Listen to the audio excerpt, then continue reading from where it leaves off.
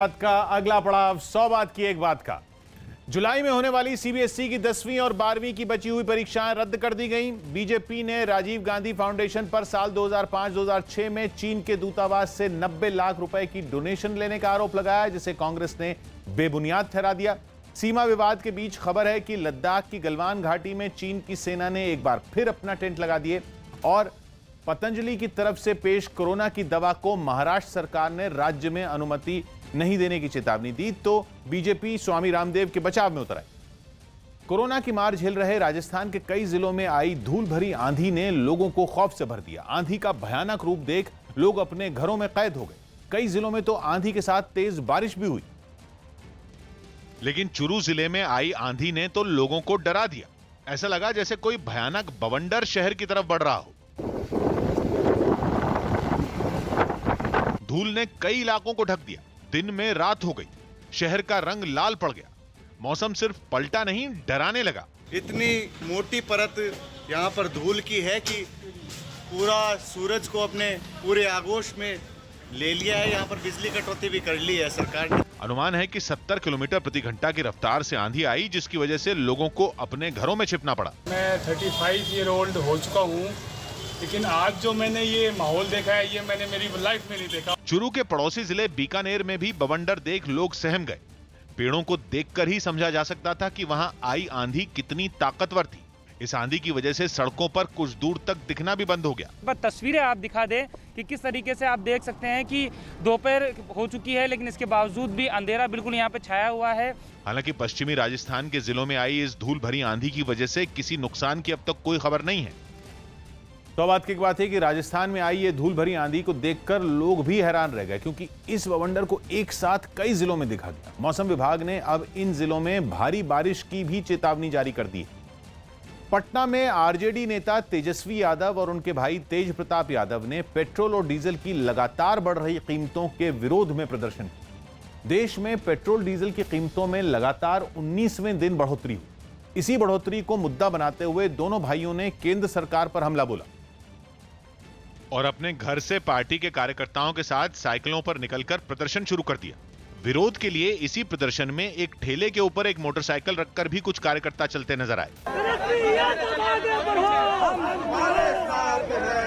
तेजस्वी यादव के कुछ देर बाद तेज प्रताप भी साइकिल पर प्रदर्शन करने के लिए निकल पड़े। उन्होंने पेट्रोल डीजल की लगातार बढ़ रही कीमतों के बहाने सरकार पर तंज भी कसा। हम गए थे, तेल भराने, बोला कि महंगा हो गया, उतना पैसा हमारे पास था नहीं, इसलिए हमने साइकिल का इस्तेमाल करने का काम किया। तेजस्वी और तेज प्रताप की अगुवाई में आरजेडी की ये साइकिल रैली पटना के डाक बंगला चौराहे पहुंची। वहां एक पेट्रोल पंप के बाहर दोनों भाइयों ने कार्यकर्ताओं के साथ मिलकर एक ट्रैक्टर को रस्सी से खींचा और तेल की बढ़ी कीमतों पर विरोध जताया। सरकार जागो, नहीं तो जनता जो है जल्दी संदेश देने वाली है। तुम निकम्मी सरकार को गद्दी से उखाड़ के फेंकने वाली। कुछ देर बाद डाक बंगला चौराहे पर बारिश शुरू हो गई, लेकिन आरजेडी का प्रदर्शन चलता रहा। तो बात की एक बात है कि पटना में तेजस्वी यादव और तेज प्रताप यादव ने तेल की लगातार बढ़ रही कीमतों पर जो प्रदर्शन किया, उसमें साफ तौर पर यह संकेत दिया गया कि आने वाले विधानसभा चुनावों में आरजेडी तेल की कीमतों को बड़ा मुद्दा बनाकर भुनाने की कोशिश करेगी। असम के कई जिलों में भारी बारिश के बाद आई बाढ़ में 14 लोगों की मौत हो गई। एक महीने के अंदर यह दूसरा मौका है जब बाढ़ ने असम के कई जिलों को अपनी चपेट में लिया है। इस बार आई बाढ़ का सबसे ज्यादा असर असम के बिश्वनाथ जिले में हुआ, जहां बाढ़ का पानी रिहायशी इलाकों में सैलाब बनकर बहता नजर आया। बाढ़ के पानी में कई रास्ते भी डूब गए। डर के मारे कई लोगों ने रास्तों को पार करने की हिम्मत नहीं की, लेकिन सुरक्षित ठिकानों तक पहुंचने के लिए कुछ लोग बाढ़ के पानी में उतर गए। बिश्वनाथ जिले में नदियों के उफान पर आने से उनका पानी रिहायशी इलाकों तक पहुंचा और कई मकान उस पानी में डूब गए। बाढ़ ने डिब्रूगढ़ के कई इलाकों को भी अच्छा खासा नुकसान पहुंचाया। एक इलाके की सड़क पर इतना पानी भर गया कि कुछ लोग बड़े ड्रमों से बनाई गई नाव से सड़क को पार करते दिखे। सड़कें तो पानी में डूबी ही, लोगों के मकानों के अंदर भी बाढ़ का पानी भर गया। एक मकान के अंदर तो कुछ लोग बिस्तर पर बैठे पानी के बाहर निकलने का इंतजार करते रहे। पक्के मकानों को इस बाढ़ से ज्यादा नुकसान नहीं हुआ, लेकिन कई कच्चे मकान बाढ़ में टिक नहीं पाए। बाढ़ के बीच कई लोग अपनी जरूरत का सामान लेकर सुरक्षित ठिकानों की ओर निकल पड़े। इतना पानी है, हम लोग को कुछ सरकार मदद नहीं कर रहा है। हम लोग भी तो गरीब है ना। मुश्किल हालात में फंसे लोगों को निकालने के लिए प्रशासन ने नावें भी चलाईं और उन नावों की मदद से कई लोगों को वहां के सरकारी स्कूलों में बनाए गए कैंपों तक पहुंचाया गया। डिब्रूगढ़ के अलावा तिनसुकिया में भी बाढ़ ने लोगों की परेशानी बढ़ा दी, क्योंकि वहां भी भारी बारिश के बाद कई नदियां खतरे के निशान से ऊपर पहुंच गईं। कुछ नदियों का पानी किनारों को तोड़कर रिहायशी इलाकों तक पहुंचा और कई मकान उस पानी में डूब गए। मकानों के पास से सैलाब की तरह बहते पानी को देखकर ऐसा लगा मानो ये मकान पहले से किसी उफनती नदी के बीचों बीच बने हों। तिनसुकिया के कई इलाकों में 2 से 3 फीट तक पानी भर गया और लोगों को कमर तक पानी में डूबकर रास्ता पार करना पड़ा। जिन लोगों के मकानों को बाढ़ में ज्यादा नुकसान पहुंचा वो अपना कुछ सामान लेकर सुरक्षित ठिकानों की ओर चल दिए। बताया गया इस बाढ़ की वजह से असम के 7 जिलों के 50,000 से भी ज्यादा लोग प्रभावित हुए।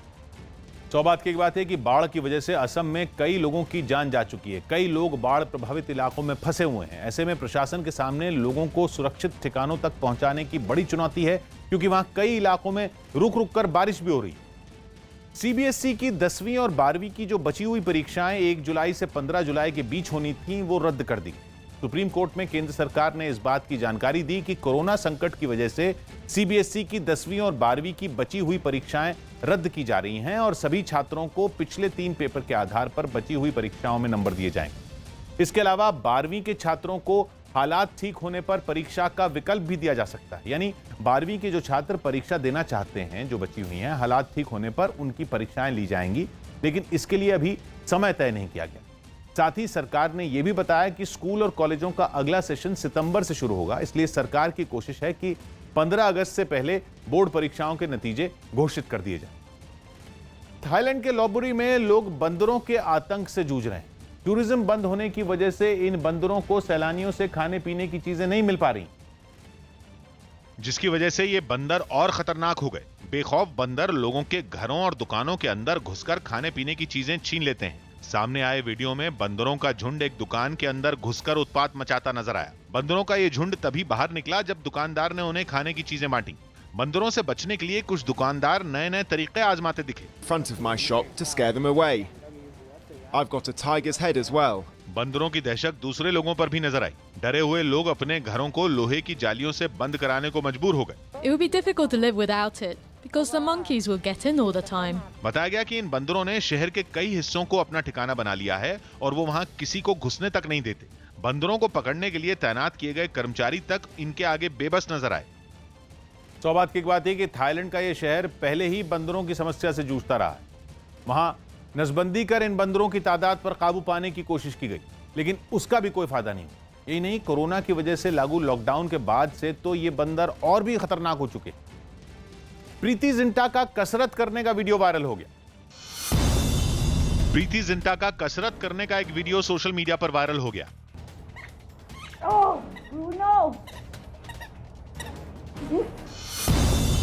पेट्रोल डीजल के दाम बढ़ने से लखनऊ समेत कई शहरों में कुछ लोगों ने सब्जियां महंगी होने का दावा किया।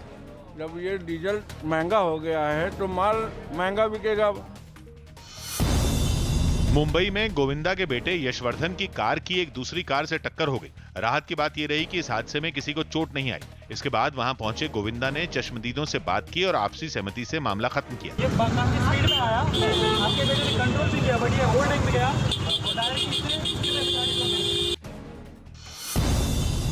वाराणसी में कोरोना वायरस से लड़ाई में मदद करने वाली पीपीई किट बनाने की एक फैक्ट्री शुरू हो गई। सरकार से मंजूरी मिलने के बाद शुरू हुई इस फैक्ट्री से वहां कई कारीगरों को रोजगार मिला है। फिलहाल हम लोग का जो टारगेट है लगभग 200 से 250 पीपीई रोज बना रहे हैं। भोपाल में एक दिन पहले प्रदर्शन के दौरान जरूरी नियमों का पालन नहीं करने के आरोप पर दिग्विजय सिंह समेत कई कांग्रेस नेताओं पर केस दर्ज किया गया। अगर जनता की लड़ाई के लिए मुझ पर 100 एफआईआर और दर्ज कर दी जाएंगी तो मैं उनका स्वागत करूंगा। बिहार के वैशाली में एक शादी समारोह के बीच पहुंची एक लड़की को कुछ लोगों ने बच्चा चोरी का आरोप लगाकर पीट दिया। बताया गया कि ये लड़की दूल्हे की दोस्त थी, जो उसकी शादी की जानकारी मिलते ही दुल्हन के घर पोल खोलने पहुंच गई। लेकिन इससे पहले कि वो दुल्हन से मिल पाती, इलाके के लोगों ने उसे पकड़ लिया और बच्चा चोरी का आरोप लगाकर उसकी पिटाई कर दी। नाराज लोग लड़की के बाल पकड़कर गांव में घुमाते रहे और उससे वहां आने के बारे में सवाल किए। लेकिन लड़की के चुप रहने की वजह से लोगों का गुस्सा बढ़ गया और उन्होंने लड़की की पिटाई कर दी। हंगामा बढ़ने पर गांव के मुखिया के सामने इस लड़की ने पूरी बात बताई। वही लड़की बताया कि हम इनसे लव करते हैं, हम इनसे शादी करने के पक्ष में। काफी देर तक पूछताछ के बाद गांव वालों ने इन दोनों की शादी कराने का फैसला किया और सभी ने मिलकर एक मंदिर में दोनों की शादी करवा दी। सौभाग्य की एक बात है कि दुल्हन से मिलने पहुंची इस लड़की को बच्चा चोर समझकर गांव के लोगों ने जमकर पीट दिया। हालांकि सच्चाई सामने आने के बाद गांव के लोगों ने उसकी मदद भी की और सभी की सहमति से उसकी शादी भी करवा दी। स्विट्जरलैंड में एल्प्स पर्वत श्रृंखला पर हजारों फीट की ऊंचाई पर कुछ कलाकारों ने खतरनाक स्टंट। पहाड़ों पर स्कीइंग और हाइकिंग जैसे खेल कराने वाली एक कंपनी ने महीनों के लॉकडाउन के बाद दोबारा खुलने पर एयर शो का आयोजन किया, जिसमें मौत को धता बता देने वाले ऐसे करतब किए गए जिन्हें देखकर कोई भी दांतों तले उंगलियां दबा ले। एक कलाकार तो पहाड़ की चोटी के बिल्कुल किनारे पर लगाए गए 30 फीट ऊंचे पेंडुलम पर चढ़ गया और फिर कभी उसके अंदर तो कभी उसके ऊपर दौड़ने लगा। वहीं एक कलाकार केबल कार पर लगी रस्सी से हवा में लटके हुए करतब करता दिखा, तो दूसरा खड़े होकर तार पर साइकिल चलाता नजर आया। धड़कनें बढ़ा देने वाली कलाबाजियां यहीं खत्म नहीं हुई। अगले स्टंट में एक आदमी पहाड़ की चोटी पर लगे खंबे पर चढ़ा दिखा, लेकिन यह खंबा किसी आम खंबे की तरह अपनी जगह पर स्थिर नहीं था। कलाकार ने जैसे जैसे करतब किए, खंबा हवा में इधर से उधर डोलता नजर आया। तो बात की एक बात यह कि एल्प्स पर्वत श्रृंखला पर एक शानदार एयर शो रखा गया, जिसके जरिए लॉकडाउन की मार झेल रहे कलाकारों की दिक्कतें दिखाने और उन्हें सम्मानित करने की कोशिश की। भारत और चीन में जारी सीमा विवाद के बीच खबर है कि लद्दाख की गलवान घाटी में चीन की सेना ने एक बार फिर अपने टेंट लगा दिए। जानकारी के मुताबिक गलवान घाटी में पेट्रोलिंग पॉइंट 14 पर जिस जगह 15-16 जून की रात झड़प हुई थी, उसी जगह चीनी सैनिकों ने दोबारा अपने टेंट गाड़ दिए, जिसका पर्दाफाश कुछ सैटेलाइट तस्वीरों से हुआ, जिसमें दिखा कि चीनी सेना ने एक बार फिर उसी जगह पर अपनी हलचल बढ़ा दी है, जिस जगह भारत और चीन के सैनिकों के बीच झड़प हुई, जिसमें भारत के 20 जवान शहीद हो गए। हालांकि भारतीय सेना ने इस खबर की आधिकारिक पुष्टि अभी नहीं की। इसके अलावा सिक्किम और अरुणाचल प्रदेश में भी LAC पर चीन ने अपनी सेना बढ़ा दी। देश में कोरोना के खतरे और भीषण गर्मी के बावजूद लोग ठंडी चीजों से दूरी बना रहे हैं और बाजारों में च्यवनप्राश की मांग तेजी से बढ़ रही है। कहा जा रहा है कि गर्मी के दिनों में च्यवनप्राश की इतनी मांग कभी नहीं रही। केंद्रीय आयुष मंत्रालय भी कोरोना से बचाव के लिए लोगों को च्यवनप्राश खाने की सलाह दे चुका है और बाजारों में इसकी मांग भी काफी बढ़ी है। जयपुर में तो झुलसा देने वाली गर्मी के बावजूद लोग ठंडी चीजों को खाने से बच रहे हैं। लोगों में डर है कि ठंडी चीजों को खाने से वो बीमार हो जाएंगे और कोरोना का खतरा बढ़ जाएगा। इस डर का ही असर है कि गर्मी के दिनों में भी ग्राहकों से भरी रहने वाली दुकानों पर इक्का दुक्का लोग ही नजर आए। जो कोरोना का डर है उसकी वजह से लोगों को ये जो स्वादिष्ट कुल्फी है, फलूदा आइसक्रीम है, जो बहुत ज्यादा खाई जाती है, इस वक्त लोग नहीं खा रहे हैं। ये कोरोना ही है जिसकी वजह से गर्मी में ठंडी चीजों के बजाय च्यवनप्राश की मांग आसमान छू रही है। कहा जा रहा है कि अकेले जयपुर में च्यवनप्राश की बिक्री 50% तक बढ़ चुकी है। जो चीजें सर्दी में बिकती थी और गर्मी में लॉक हो जाती थी, वो चीज अभी भी गर्मी में बिक रही है, क्योंकि लोग इम्यूनिटी के लिए च्यवनप्राश खरीद रहे हैं। जड़ी बूटियों को इस्तेमाल करके बनाया जाने वाला च्यवनप्राश इम्यूनिटी बढ़ाने का आयुर्वेदिक नुस्खा माना जाता है। केंद्रीय आयुष मंत्रालय ने तो लोगों को रोजाना सुबह 1 चम्मच यानी 10 ग्राम च्यवनप्राश खाने की सलाह दी है। आयुर्वेद के जानकार भी कोरोना से बचाव के लिए च्यवनप्राश को फायदेमंद बताते हैं। संपूर्ण शरीर के अंदर 7 धातु हैं, 7 धातुओं की पुष्टि करता है। इसलिए इस समय में इस बीमारी से बचाव के लिए विशेष रूप से इसका प्रयोग किया गया है। सौभाग्य की बात यह कि कोरोना की वजह से सीजनल कारोबार में काफी उलटफेर हुआ है और इस उलटफेर का ही नतीजा है कि लोग आइसक्रीम खाने वाले मौसम में च्यवनप्राश खा रहे हैं, जो इम्यूनिटी बढ़ाने के लिए काफी मददगार माना जाता है। पतंजलि की तरफ से पेश की गई दवाओं पर सवाल खड़े होने के बाद महाराष्ट्र के गृह मंत्री अनिल देशमुख ने भी ट्वीट करते हुए पतंजलि की दवाओं के लिए स्पूरियस शब्द का इस्तेमाल किया, जिसका हिंदी में मतलब नकली होता है। उन्होंने इन दवाओं को राज्य में मंजूरी नहीं देने की भी चेतावनी दी।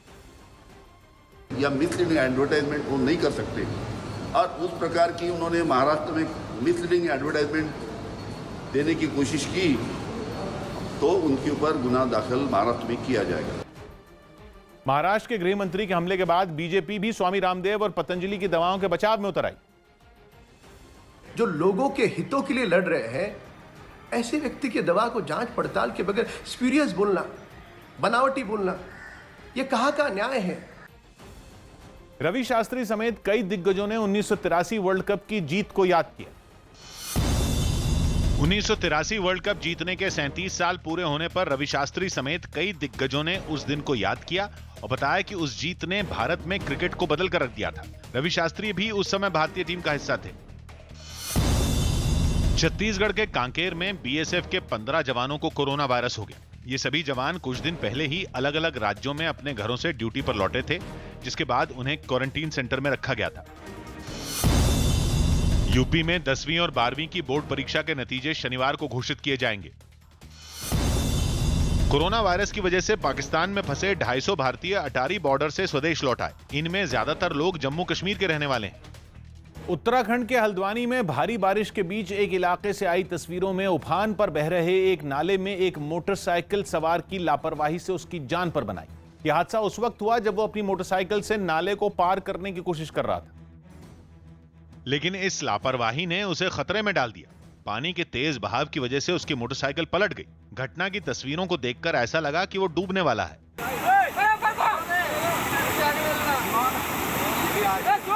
कुछ तस्वीरों में वो अपनी मोटरसाइकिल को बचाने की कोशिश करता हुआ भी दिखाई दिया। किनारे खड़े लोग ये देख घबरा गए। कुछ लोग तो उसके नशे में होने की बात भी कहते सुने गए। नशे में ऐसा है जी? पानी का बहाव इतना तेज था कि वो ज्यादा देर तक मोटरसाइकिल को एक जगह पर रोक नहीं पाया। मोटरसाइकिल के बहने के बाद किसी तरह वो लड़खड़ाते हुए किनारे पर पहुंचा, जिससे उसकी जान बच सकी। सौभाग्य की एक बात यह कि इस हादसे में बाइक सवार की लापरवाही से उसकी जान भी जा सकती थी। हालांकि किनारे खड़े लोगों के समझाने के बाद वो किसी तरह बाहर आ गया और उसकी जान बच गई। दक्षिण कोरिया के सोल में कोरियाई युद्ध की 70वीं बरसी मनाई। 25 जून 1950 को उत्तर कोरिया ने दक्षिण कोरिया पर हमला कर दिया। करीब 3 साल तक चली इस लड़ाई में दोनों तरफ के लाखों सैनिक मारे गए थे, जिन्हें युद्ध के 70 साल पूरे होने पर याद किया गया। राजधानी सोल में सैनिक, अधिकारी और दूसरे लोग एक स्मारक पर पहुंचे और युद्ध में जान गंवाने वाले इन सैनिकों को श्रद्धांजलि दी। शांति का संदेश देने के लिए वहां सफेद कबूतर उड़ाए गए। उत्तर कोरिया और दक्षिण कोरिया के बीच हुई इस जंग में हजारों सैनिक लापता हो गए थे, जिनमें कुछ के अवशेषों को एक विमान के जरिए सोल लाया गया। सैनिकों के ये अवशेष अमेरिका की मदद से ढूंढे गए थे, जिन्हें हवाई अड्डे पर दक्षिण कोरिया को सौंपा गया। बाद में उन्हें पूरे सैन्य सम्मान के साथ श्रद्धांजलि दी गई। सौभाग्य की एक बात यह कि 70 साल पहले यह लड़ाई दूसरे विश्व युद्ध के ठीक बाद हुई थी। अमेरिका और दूसरे देशों की मदद से दक्षिण कोरिया यह लड़ाई जीत जरूर गया, लेकिन लाखों लोगों की जान गंवाने के बाद भी उत्तर कोरिया और उसकी दुश्मनी आज भी पहले जैसी बरकरार है। बीजेपी ने आरोप लगाया कि राजीव गांधी फाउंडेशन ने साल 2005-2006 में भारत में चीन के दूतावास से 90 लाख रुपए की डोनेशन ली थी। एक तरफ कांग्रेस मोदी सरकार को भारत चीन विवाद पर घेरने में लगी है, तो वहीं दूसरी ओर बीजेपी ने कांग्रेस अध्यक्ष सोनिया गांधी की देखरेख में चल रहे राजीव गांधी फाउंडेशन पर चीन के दूतावास से 90 लाख रुपए डोनेशन लेने का आरोप लगा दिया। केंद्रीय मंत्री रविशंकर प्रसाद ने एक दस्तावेज का हवाला देते हुए कहा कि राजीव गांधी फाउंडेशन के लिए डोनेशन देने वालों की 2005-2006 की लिस्ट में चीन के दूतावास का नाम लिखा है। उन्होंने आरोप लगाया कि डोनेशन देने की शुरुआत तब हुई जब राजीव गांधी फाउंडेशन ने अलग अलग रिसर्च के हवाले से बताया था कि भारत और चीन के बीच बिना रोक टोक के आयात निर्यात का होना जरूरी है। सोनिया गांधी राजीव गांधी फाउंडेशन के अध्यक्ष हैं, जबकि पूर्व प्रधानमंत्री डॉक्टर मनमोहन सिंह और राहुल गांधी समेत प्रियंका गांधी और पी चिदम्बरम इसके सदस्य हैं। कांग्रेस पार्टी जवाब दे कि चीन के साथ इतना प्रेम क्यों बढ़ गया था कि पार्टी के साथ एमओयू हो रहा है, राजीव गांधी फाउंडेशन को चाइनीज एम्बेसी पैसे दे रही है। लेकिन कांग्रेस ने बीजेपी के आरोपों को गलत ठहराया और केंद्र सरकार को सलाह दी कि वो कांग्रेस पर नहीं बल्कि चीन के साथ विवाद सुलझाने पर ध्यान दें। झूठ और असत्य देश को बरगलाने और भटकाने से काम नहीं चलेगा। सच्चाई का सामना करने से काम चलेगा। मजबूती से हमारी सैनिकों को समर्थन देने से काम चलेगा। मुंबई की ऊंची इमारतों वाले इलाकों में कोरोना मरीजों के बढ़ने के बाद सख्ती बढ़ा दी गई। जहां एक और वहां के झुग्गी झोपड़ी वाले इलाकों में कोरोना के मामले कम हुए, तो वहीं दूसरी ओर पॉश इलाकों और बड़ी बड़ी सोसाइटियों में कोरोना के मामले तेजी से बढ़ रहे हैं।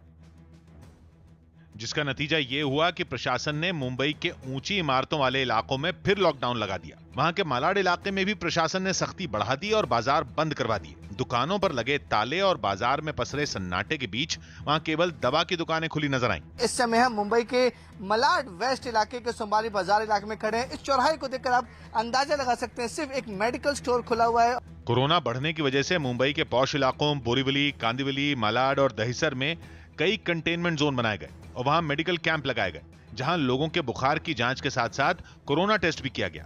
इन इलाकों में प्रशासन की तरफ से दवा का छिड़काव भी करवाया गया। अधिकारियों का मानना है कि ऊंची इमारतों वाले इलाकों में कोरोना बढ़ने की वजह लोगों का एक दूसरे से मिलना जुलना है। मूवमेंट तो बढ़ी हुई है, ये तो बात सही है, लेकिन हाई राइज में क्यों बढ़ रहे हैं, इसका कारण ये भी हो सकता है कि लोगों का कॉन्टैक्ट भी बढ़ रहा है, तो उसके कारण भी ये हो सकता है। सौबात की एक बात यह कि पिछले कुछ दिनों से मुंबई में कोरोना फैलने का एक नया ट्रेंड सामने आया है और अब वहां महामारी की मार झुग्गी बस्तियों पर कम और पॉश इलाकों पर ज्यादा पड़ रही है। यही वजह रही कि प्रशासन ने ऊंची इमारतों वाले इलाकों में लॉकडाउन लगा दिया। दिल्ली में तेज बारिश हो सकती है। मौसम विभाग ने बताया कि दिल्ली में मानसून पहुंच गया है और आने वाले दिनों में तेज बारिश हो सकती है। दिल्ली में मानसून ने दस्तक दे दी है। इस वक्त बारिश हो रही है और इसके साथ साथ ही लोगों को गर्मी से राहत जरूर मिलती दिखाई देगी। दिल्ली के पास यूपी के गौतम बुद्ध नगर से एसटीएफ ने एक इनामी बदमाश को पकड़ लिया। दिल्ली हाईकोर्ट ने केंद्र और केजरीवाल सरकार को खाली बिस्तरों की संख्या तुरंत अपडेट नहीं करने वाले अस्पतालों पर कार्रवाई का निर्देश दिया। जम्मू कश्मीर के शोपियां में सुरक्षा बल ने आतंकियों के एक ठिकाने से काफी मात्रा में विस्फोटक बरामद किया। पेट्रोल और डीजल की कीमतों में लगातार हो रही बढ़ोतरी के विरोध में दिल्ली के कुछ लोगों ने अनोखा प्रदर्शन किया। बैलगाड़ी से एक लग्जरी कार खींचते हुए ये लोग सड़कों पर उतर आए और हाथों में तख्तियां लेकर पेट्रोल डीजल की लगातार बढ़ रही कीमतों का विरोध किया। करमपुरा में विरोध प्रदर्शन किया जा रहा है, जहां एक बैलगाड़ी है और इसके पीछे एक डीजल गाड़ी को खींचा जा रहा है बैलगाड़ी से। प्रदर्शन में शामिल लोगों ने केंद्र और दिल्ली सरकार से तेल की कीमतों में लगने वाला टैक्स कम करने की मांग की। केंद्र सरकार से हमें अपील है कि बढ़े हुए दाम वापस लिए जाए। इन लोगों ने पेट्रोल और डीजल की कीमतों को कम नहीं करने पर आंदोलन करने की भी चेतावनी दी।